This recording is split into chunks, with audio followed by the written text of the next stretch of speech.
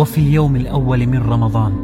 اللهم إني أسألك حسن الصيام وحسن الختام، ولا تجعلنا من الخاسرين في رمضان. اللهم اجعلنا ممن تدركهم الرحمة ثم المغفرة ثم العتق من النار.